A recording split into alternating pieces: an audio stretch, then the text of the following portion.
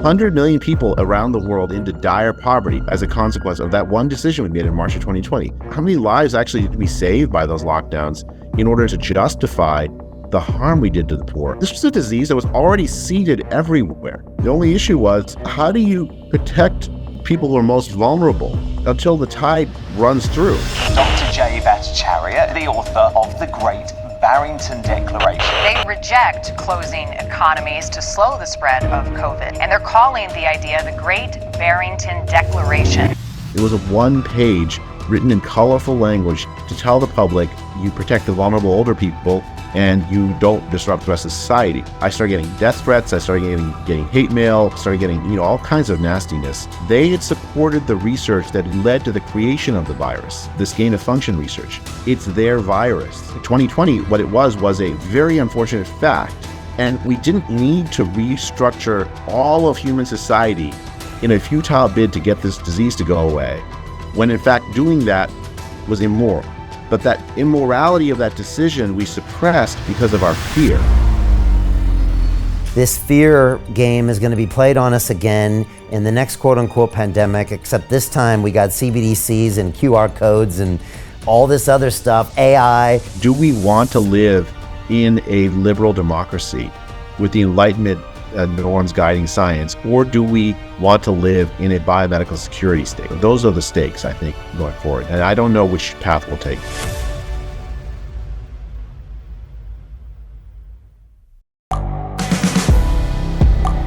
The world is changing. Inspiration is everywhere. It has never been so easy to connect, share, and bring people together. We're learning from others and finding the best in ourselves. Challenging our beliefs. Sharing our vulnerability. Overcoming our fears. Transforming ourselves so we can transform the world. How far can we go? This is London Real. I am Brian Rose. My guest today is...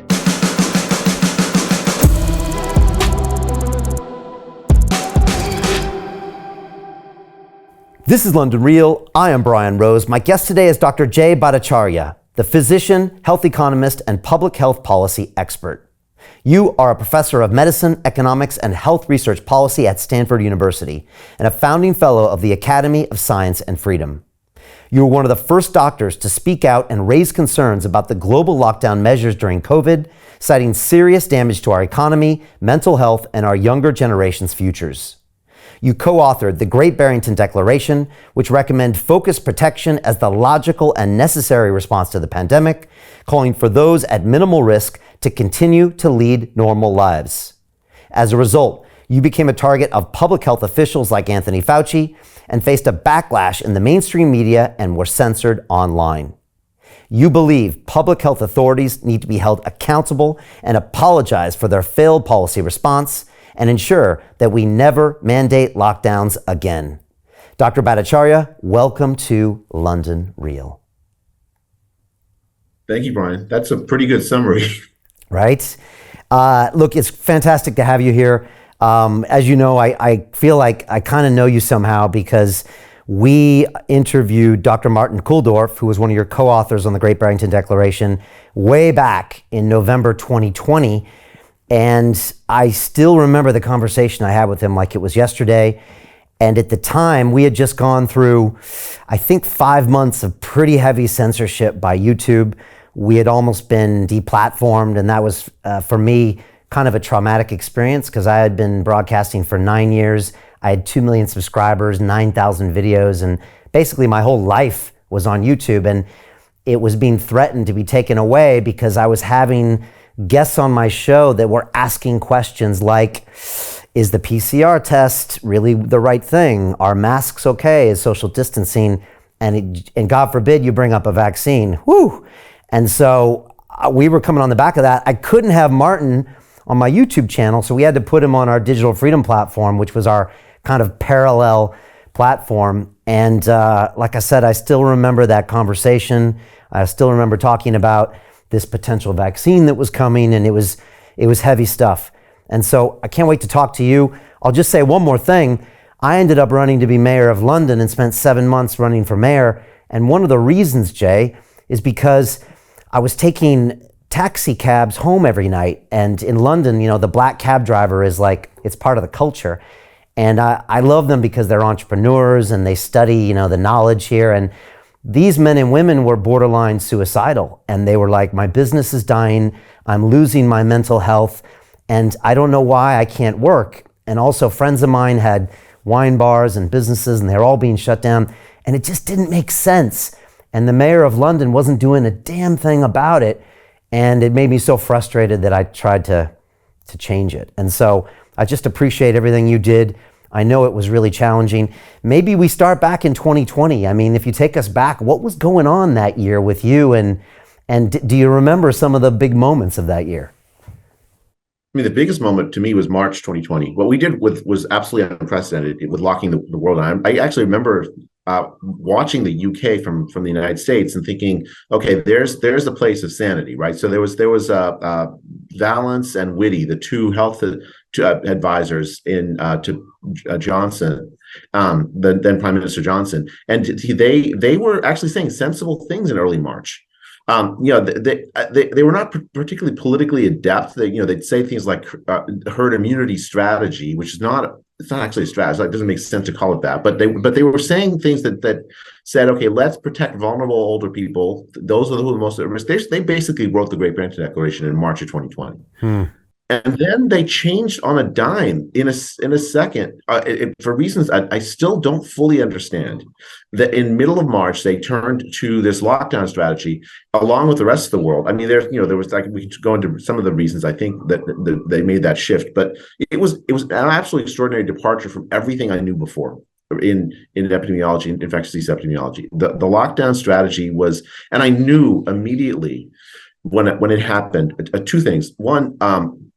That this is going to hurt really hurt poor people. It was going to hurt poor and vulnerable people everywhere. Those London cab drivers, they're a few among billions of people that were hurt by the lockdowns. Every poor person on the face of the earth, every child, have been harmed by lockdown. Nearly every child, it's just mind-boggling that our leaders essentially forgot the vulnerable, the poor, the working class in that decision, that single decision. The London cab drivers, by the way, are the subject of a very famous study in science, where it turns out they have fantastically great memories, and their brains, you can see the size of the brain center called hippocampus that is responsible for memory formation. Anyways, their hippocampus are bigger than everyone else's. Anyway, so the second thought on lockdowns that I had was that in March of 2020, we didn't know really how far the disease had already spread. It was really clear that it was spread very easily among humans. It had already, arrived in the United States. It had arrived in Iran. It had like swept through, Wuhan, China. It had been in Italy and in the UK, obviously. And so this was a disease that was already seeded everywhere. What was the purpose of a lockdown for a disease that's already seeded everywhere? The only issue was how do you protect the people who are most vulnerable until the tide runs through? We didn't have a technology to stop it. We still don't. So those were the two thoughts that are going through my head. How far spread was the disease, and how much damage were the lockdowns we had adopted going to do? It's fascinating when you say that those people wrote the Great Barrington Declaration, as in a lot of things that a lot of leaders were saying early on was the basis of the declaration. And yet when you came out with it, around October or so, you were vilified as these fringe epidemiologists, even though at the time I remember it was like Harvard, Stanford, Oxford, really legit. And then when I had Martin on, he was like really legit. And yet at that point, it was now against the narrative that everyone had adopted, whether that came from the WHO or whatever. When you explain that to people, is that hard for them to get their heads around? It really is. I mean, I think people, their memories of March are dim. Like they just think of this as like a huge panic that happened, a huge bad thing that happened, and then that the governments were doing extraordinary things to try to like address the huge panic. They forget that in fact what they did really was so absolutely extraordinary, so out of the norm for dealing with respiratory virus pandemics. For a century, we followed the Great Barrington Declaration.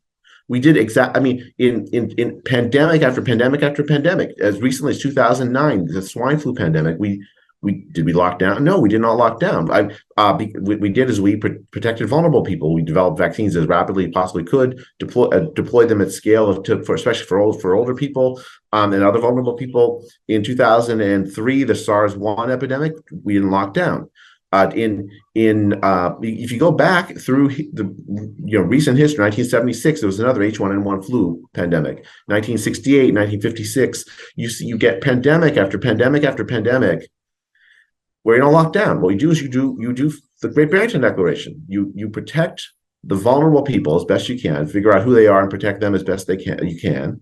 And for the rest of the population, you don't disrupt society because you know that's going to cause more harm than good. Right. And the harm that comes from shutting things down, just to be clear with people, I remember that even when you drop GDP, actually lives are lost as a direct correlation of that. And then you've got the mental health issues, the damage to children as they're growing up. Then you cited some other really dark statistics in other second and third world countries where some kids never went back to school.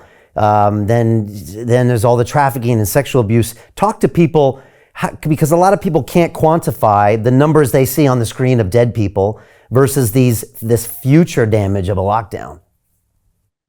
So just to play off the statistic you're alluding to, Brian, in Uganda, they closed schools for 2 years on the basis of advice essentially they got from the World Health Organization to lock down. Now, of course, in Africa, the all-cause death from the deaths from COVID, the age-adjusted deaths from COVID are pretty low. I mean, and mainly because they're a young continent, like 3% of the continent is over the age of 65. Very low vaccination rates, so it can't be that. It's really because they're younger. In Uganda, they closed schools for 2 years, and for many kids, that doesn't mean Zoom school. That means no school for 2 years, and then when they reopened, 4.5 million of those kids never came back. And the UN did this report on what happened in many of these poor countries. Many of these poor countries, the parents were faced with starvation for their families. And so they faced a choice, either starve, including starving their kids, or send their kids into sexual slavery or child labor into terrible working conditions. That's the choice they did. And many of them, in order to save the lives of their kids and their family, did the second. They sent their kids into sexual slavery. Those 4.5 million kids, their lives are ruined. And many of them, and we know from this it's one of the most important findings in health economics, which is one of my major fields. If you're poor, especially if you're desperately poor, your health is going to be terrible. You're going to live shorter, less healthy lives as a consequence. We put basically 100 million people around the world into dire poverty, $2 a day or less of income, as a consequence of that one decision we made in March of 2020. And the people that were saying, well, you can't think about economics, it's immoral. Well, you know what? It was immoral not to think about the economics of what would happen to the poor when you shut down the world's economy. When people talk blithely about supply chains being ended, what it really means is some poor person in the middle of nowhere is going to starve to death as a consequence of what we did. It was entirely predictable. It's exactly what's happened. I mean, the exact numbers maybe we can argue it, but the fact that we, how many lives actually did we save by those lockdowns in order to justify the harm we did to the poor? I mean, I think everyone that supported lockdown should ask themselves how many poor people's lives make it okay for that decision to be made. And it'd be one thing if it actually did save lives. We can talk about that in a second, maybe. Did they? But the evidence is that it didn't save very many lives. I still remember the numbers kind of being bandied about and plastered on the television screens and plastered on the front page of The Guardian and all these places where, the COVID deaths and COVID infections, and it was almost like they were beating our brains and terrorizing us with these numbers. And yet all you had to do was look under the surface a bit, and all you had to simply was look at the age group, let alone the comorbidities or anything. And I mean, you don't need an engineering degree from MIT to be able to say, wait a second, these people are all in their 80s and they're dying. They're not in their 60s, or said they're in their 80s. And, it doesn't take much, and part of me was thinking, man, like this seems so obvious just to show the data behind the trends. And yet we were all kind of beat over the head and I guess terrorized with these numbers. And that got this baseline behavior that maybe came from like the amygdala. I don't know. I'm guessing you saw something similar happening at the time. Were you incredulous this was happening or not? I'm just wondering how you felt. I was absolutely stunned, Brian. I mean, I still can't. I mean, I'm processing my emotions about what happened in March and April 2020. I mean, looking back, I thought at the time I was just a scientist. I'd never been on a podcast. I think I wrote one op-ed in March of 2020 for the first time in my life, and got myself, saying that we don't know how deadly disease, and I got myself death threats and nonsense. And so I was like, this was a huge departure from my own professional life. Because then, I had people in my own profession, like my friends, telling me I didn't know how to divide, because I did a study trying to measure how many people had already had COVID in April of 2020. But then to watch people embrace the lockdowns as if they were the moral thing to do. My friends, many of whom I love, they lost their minds on this. They lost their morals, because I think the central thing was fear.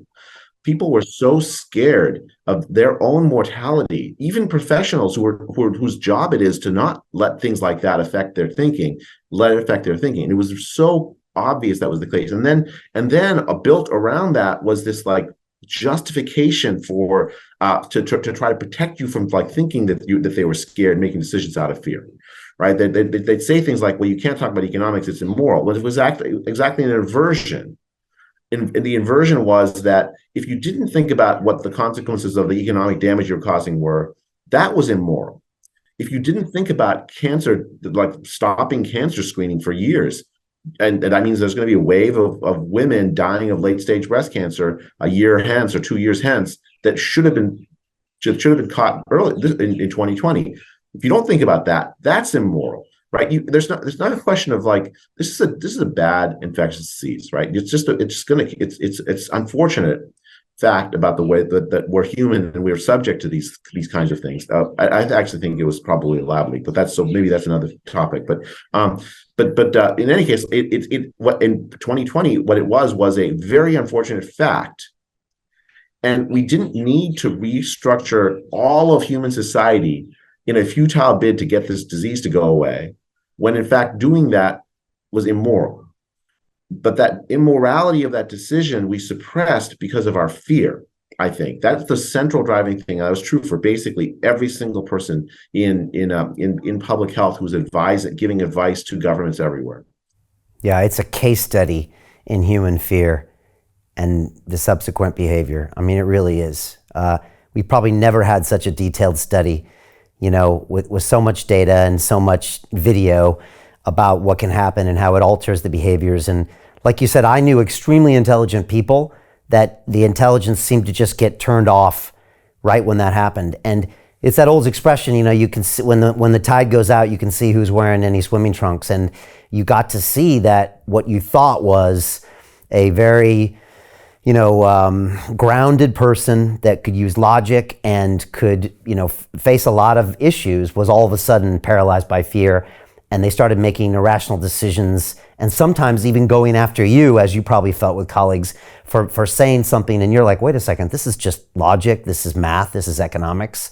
And people were then coming after you. I know people did come after you. I want to talk about that a bit. Did lockdowns do anything? Were they successful? And also, were those Imperial College numbers early on like a really dangerous thing that they threw out there with this 1.5 million deaths potentially? I mean, Mark Andreessen Andreessen Horowitz was recently on a show, and he just said, you know, he had reached out to see if he could help with some of those numbers, and it turned out that a lot of those were just really not well done. So just curious about those two things.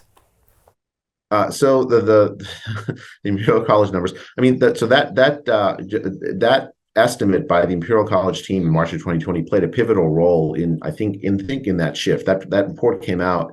The other thing that played a pivotal role was the example of China. They claimed that lockdowns worked. But just so everyone knows, the lockdowns did not work.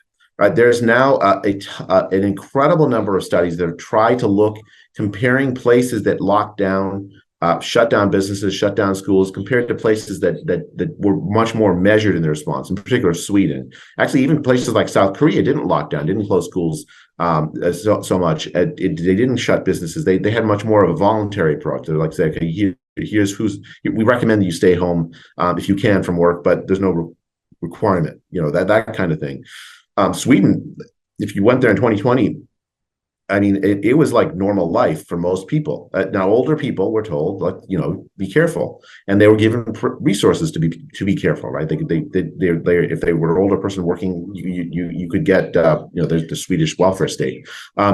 So you had like an example of what could be done without a lockdown, and there's no difference, Brian. There's no difference in from that spring 2020 lockdown between countries that did and didn't lock down, or very, very little difference. You could there's a comprehensive meta-analysis. Meta-analysis is a study of studies done by people looking and trying to assess the quality of different studies, and they're saying, okay, what is the literature as a whole telling us? Done by this team at Johns Hopkins University, and their conclusion is that the spring lockdowns in 2020 saved maybe 6,000 lives in the UK and 2,000 lives in the US. Maybe it's backwards, but it's not. Now, if you look at what the Imperial College was saying at the time, they were saying that if the United States didn't lock down within 2 months, 2 million people would die. In the UK, hundreds of thousands of people would die. In Sweden, this is it's not just a prediction about the total number of deaths. I've seen people online say, "Oh, well, look, almost 1 million people have died. It wasn't so bad a prediction in the United States, right?" But that's over 3 years. The prediction was with the time frame. It said within 2 months, if you don't lock down, the disease is going to spread everywhere, and 2 million people are going to die in the United States. I got to visit with President Trump in July or August of 2020, and he asked me if he saved 2 million lives on the basis of that incorrect forecast. He attributed the fact that 2 million people didn't die within 2 months to the lockdowns that he imposed. If you ask Boris Johnson, I suspect he'll say the same thing. But it was a fallacy, an illusion, because they did something. They thought that you look at the prediction, a prediction based on. Mark Andreessen is right, all based on assumptions that they had no idea were right, and in fact, ex post facto, were wrong, because you can compare places that didn't follow the strategy and didn't have those deaths, and so the answer is it was really futile, Brian. It's an unfortunate fact because we sacrificed so much, so many people sacrificed so much so that we have those lockdowns. As we said, mostly the poor, the children, and so on, working class people. But it was really all for naught. I was on like a WhatsApp group with a bunch of doctors, and I saw those first numbers, and I still remember I was in the gym. It was like mid-March, and my heart dropped when I saw that. It was like 1.5 or whatever it was.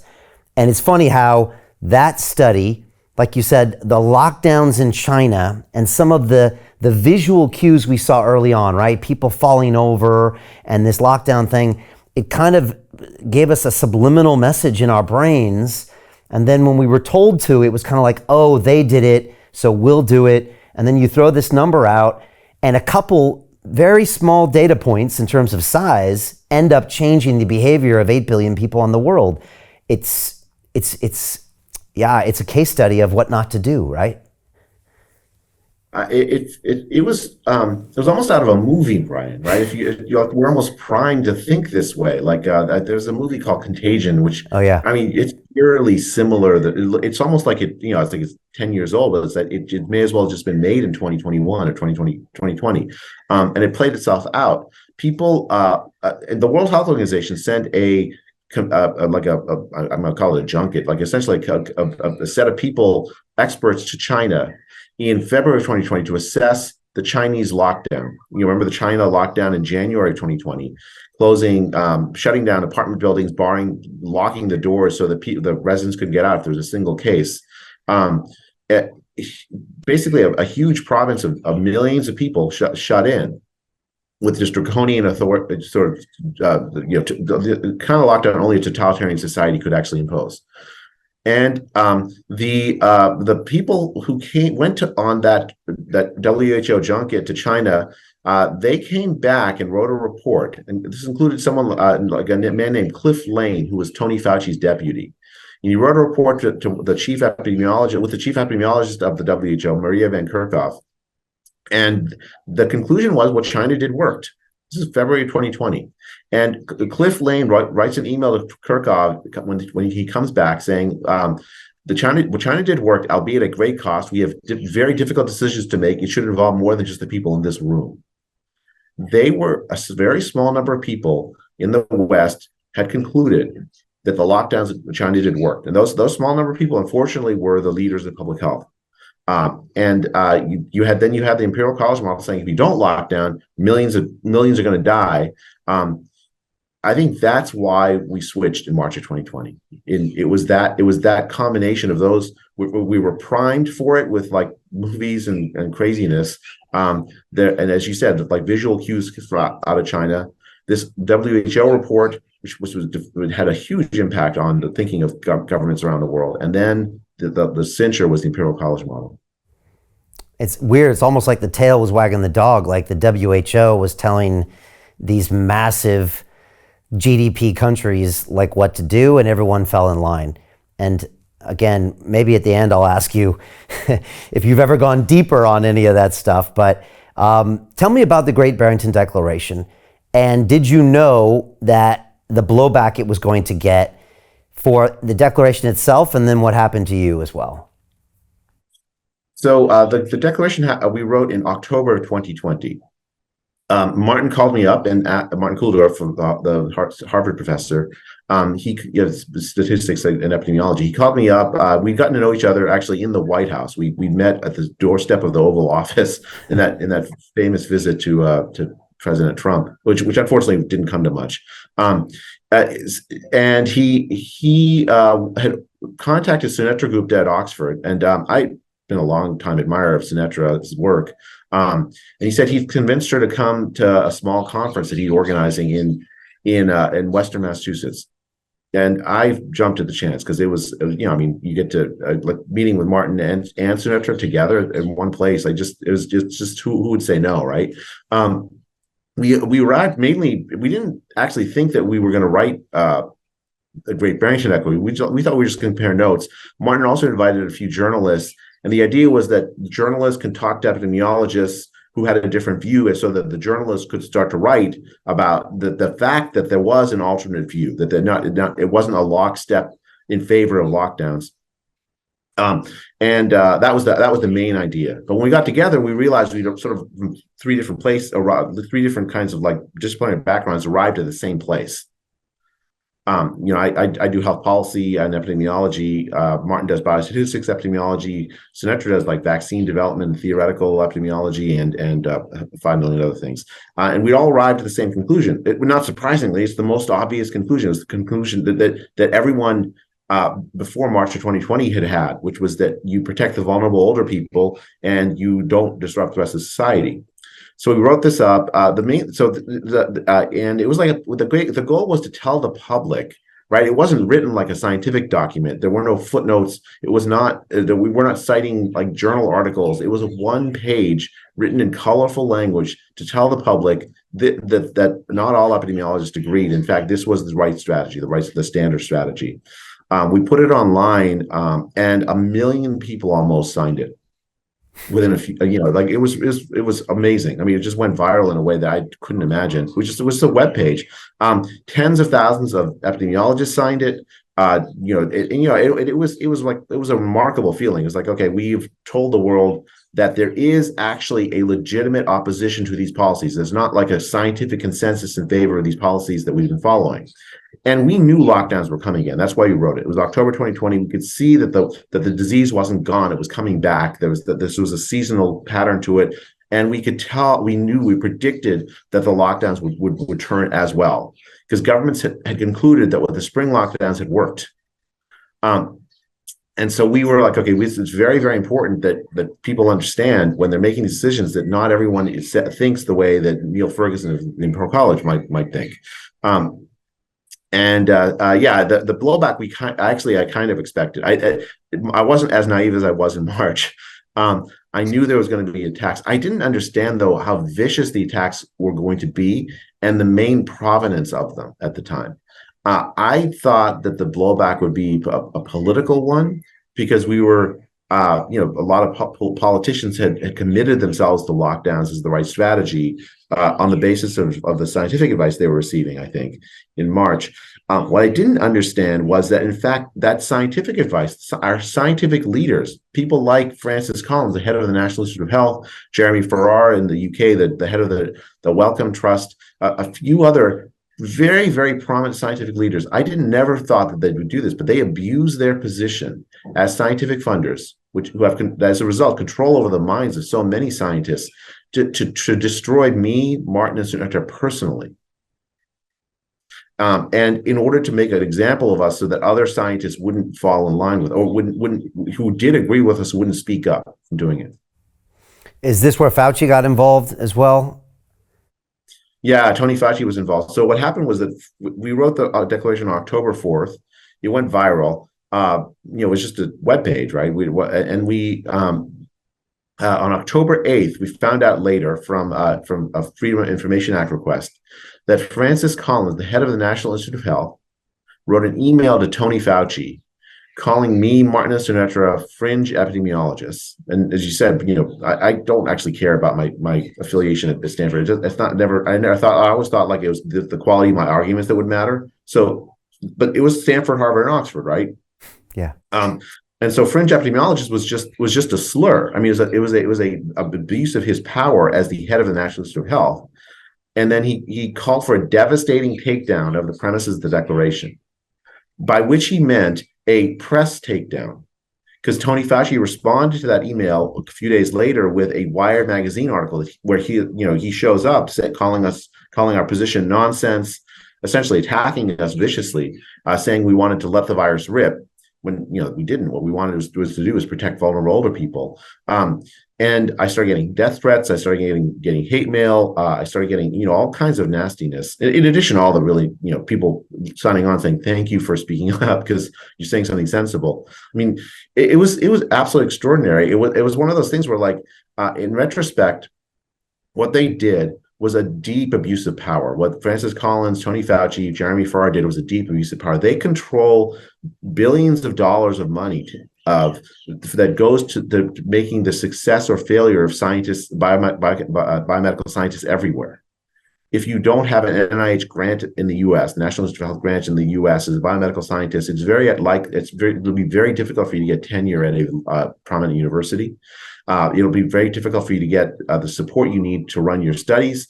So when the head of these institutes say that we are fringe epidemiologists, essentially what they're doing is a threat to the careers of anyone who dare to agree with us in biomedicine. So they're making examples of you so nobody else follows your behavior. And how did you get your head around that at the time? And have you concluded that it's just about ultimately power and money? Is that why these people made these decisions, so they can hold on to power and money?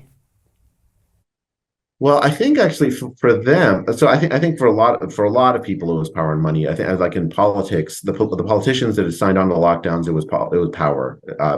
For pharma executives and so on, it was partly money. I mean, partly they also want. I mean, just to give them their due, they did want to produce something that would like save lives. So that's not that there was, and I think that there's an overlay of that on all these players we're going to talk about. It's not that they were all, and in fact, that's part of the problem. Was if you just think of them as just purely evil, you're going to make a mistake, right? They thought they were doing good. They thought they were trying to save lives. That warranted the bad things that they did in their own minds, because it was just the ends justify the means, but the ends were noble, I think, in all of these people's minds, or in many of them. There's that old phrase that if you take away a man's livelihood, he's more likely to disagree with the reason. And like you said, like, they want to save lives, but also if you start saying, well, wait a second, we're going to take away some of your power and some of your future wealth, it's hard for even the most objective person to see reality. Is that a combination of what's happening at the top here? That is absolutely what's happened. But there's another additional overlay for the scientist bureaucrat leaders themselves, people like Tony Fauci, Francis Collins, and Jeremy Farrar. They show up in Freedom of Information Act requests from February 2020, January 2020. They spent a lot of that time early in the pandemic not worrying so much about the disease spreading or the lockdowns. What they worried about was that people would think that they had supported the research that had led to the creation of the virus, this gain of function research. There's a history here where the scientific community in the mid 2010s had essentially forced governments to pause support for this kind of research. Now, just to give some background, the reason why this research existed, research on viruses pulled out of bat caves in China and everywhere to make them more dangerous. Like people might ask, why on earth would you support such research? The argument was to do good. If you pull these viruses out of these remote places, put them in a lab, and you augment the capacity to infect humans, you can then look and see how many mutations did it take to make it more transmissible among human cells in a petri dish where it's safe, rather than among humans in a population where it's not safe. And then prepare vaccines in advance, treatments in advance for those viruses that are most likely to make that transition, based on the analysis you've done with this gain of function work. That was the program, right? That's why they did the gain of function work. And Tony Fauci and Francis Collins and Jeremy Farrar had been big supporters of that program. Even when the scientific community was pushing against it, large parts of the scientific community were pushing against it in the 2010s. Even when Obama made it illegal, they still found a way to get around that as well, right? Yeah, so Obama, he didn't make it illegal. He called it a pause. Okay. And he paused it in 2014. And what the pause did is that it forced, if the NIH wanted to give money to gain of function work, then it was Tony Fauci's name and Francis Collins' name that had to say, yes, we support this. Although this is dangerous research, it warrants supporting because the potential benefits of the knowledge gain will offset the riskiness of the danger of it. And of course, we're going to be doing it in high security labs, so the danger can be mitigated.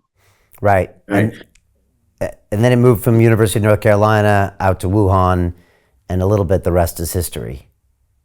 Yeah. I mean, and there's a whole history. Just Brian, this. Like, there's a history of these lab leaks. It's not as if this is like a unique event in history. There was dozens of lab leaks before this over the last 30, 40, 50 years of biomedical research. Even for this virus, in 2021, in Taiwan, there was a lab studying this virus, SARS-CoV-2 virus, the one that causes COVID. And there was a lab leak in 2021 out of a high security lab in Taiwan, causing a little local outbreak. So it's really hard to study this virus safely. Yeah, I mean, that's a dangerous game, playing with gain of function. Obviously, in retrospect, we know that. In 2020, I went deep into this because, I mean, quite frankly, I just didn't like being censored. I wanted to be asked questions, and I got to talk to a lot of people. And that film, The Plandemic 2 Indoctrination, was Dr. David Martin going into detail with literally just paper trails. There was no even opinions in that film. And he walked everybody through all the research you're talking about, all the paper trail from North Carolina to Fauci to Wuhan to everything. But I mean, back in August 2020, the public didn't want to hear lockdowns were bad, let alone the virus came from Wuhan, let alone anything vaccine related, and the technology channels weren't going to allow it to happen. So, but I mean, that's something that was explained to us 3 years ago now at this point. I mean, Brian, to go back to your question about January, February 2020 and the mindset of public health and the motivations. Okay, put yourself in the shoes of Francis Collins, Tony Fauci, Jeremy Farrar. They must have been thinking that they'd opened Pandora's box, that the virus that was like very clearly spreading around the world, looking to cause a massive pandemic, killing millions of people. It was partly because they supported this dangerous research. It's their virus in a sense, right? I mean, not exactly. I mean, it's an accident, but it's there. They supported the work that led to the creation of this virus. Potentially, that's maybe that's exactly what they're thinking, right? Maybe that's what they're thinking in January 2020. What would you do if you opened Pandora's box, Brian? You'd want to close it. You'd want to make sure no one thought you were responsible. You'd want to take every single bit of power you have to try to like undo the damage from it. And so that's what they were trying to do? You think they overreacted because they either felt personally responsible or were worried about being accused of that they, locked down more than they should? Yeah, I think so. I think what I would worry about is I would worry about COVID deaths. Every death then is on my conscience. Every COVID death is on my conscience. The lockdown, they're prominent, incredibly brilliant public health scientists. I think Francis Collins is one of the best scientists of the latter half of the 20th century with the Human Genome Project, probably one of the most consequential in history. He's not dumb. I mean, these people understand that the measures they were doing were going to harm people. They knew that. They had to have known that. They couldn't not know that. But for them, every death from starvation in some poor part of the world was a secondary thing, not really directly related to something they had done. Whereas every COVID death was something they had opened Pandora's box. Every COVID death wouldn't have happened but for that. And every COVID death they could prevent was one fewer notch on their conscience. I mean, that is, I don't know if this for certain, but that is my, based on what, like putting myself in their shoes, what I would have done or what I would have thought. I think it's very likely that they had some of that running through their head. Yeah, I appreciate you saying that. And again, it's very easy to vilify these people and say they're evil, but they're not. They're actually they're humans just like all of us. And they made some decisions that don't look correct. But I appreciate that you frame it that way, because they're thinking, oh my gosh, I really got to worry about that type of death and not that other type of death. And so it helps us understand their decisions a little bit better. I also wonder the fear and terror they had of causing that. Like what happens when it turns into elation, when you realize potentially how much money you're going to make off of a potential vaccine? I'm wondering what that transition is like as well, if that's possible for some of them. Yeah, I mean, I think for Tony Fauci, Francis Collins, Jeremy Farrar, I don't think they were thinking about the money. I mean, maybe they were, but I don't, that doesn't strike those. They don't strike me as the kind of people that worry that much about the money. I think they care deeply about their reputation. But I do think that for them, we talked about this earlier. You can tell yourself stories, right? So, like the death from somebody from the economic damage you do from lockdown in the poor parts of the world. To continue watching the rest of the episode for free, visit our website londonreal.tv or click the link in the description below.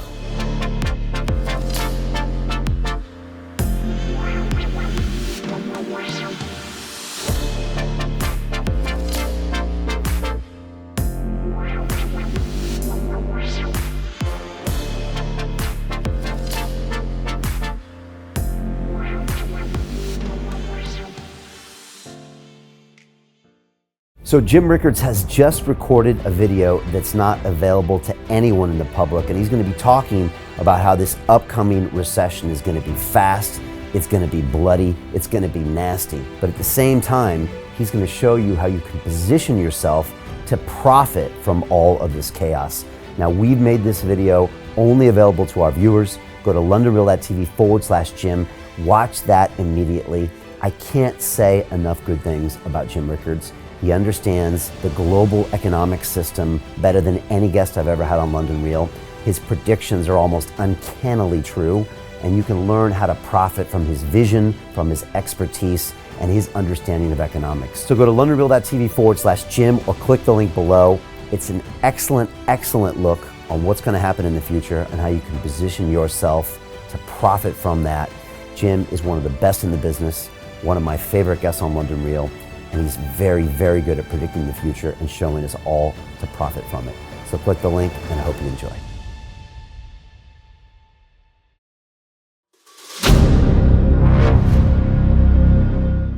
I'm looking for partners, collaborators, colleagues who want to join forces with me around the globe and create real value, generational wealth, and financial freedom for everyone else around the world.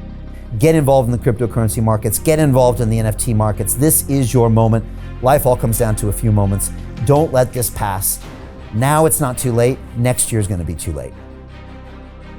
Ultimately, this is about freedom. That's the way I see it. This is about giving power back to the people and enabling billions of people worldwide to use the financial markets to improve their lives and those of their friends and their families and their communities. Honestly, I think it's a violation of human rights not to allow people basic access to financial services. Because right now people are being kept in the dark, they're being robbed of education, and it's a travesty. And so I'm looking for people that want to join me and be a part of this solution. And that all happens inside the DeFi Academy.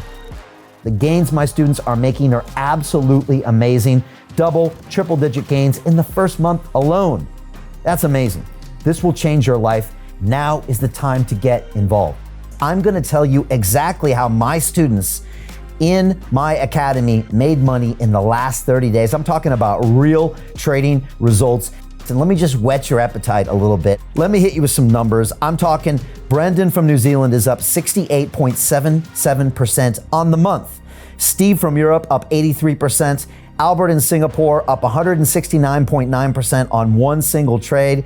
I got Susan up 153% on her call options alone, also rocking 139% returns and 442% returns as well on individual trades. These are people that are changing their financial future in the last 30 days, but it's based on trading discipline. I've graduated over 500 students from inside my academy from over 54 countries around the world. It's amazing. When it comes to crypto, DeFi, and blockchain, we love this space. We truly believe it's the future. This is down to our core. It's authentic to what we're doing, and everybody can tell through the camera because you can't make this stuff up. If you're watching me now, wherever you are, I implore you, take 60 seconds right now and join my academy. Apply today. Now you've got a chance. Life all comes down to a few moments. What are you going to do? What's the choice that you're going to make?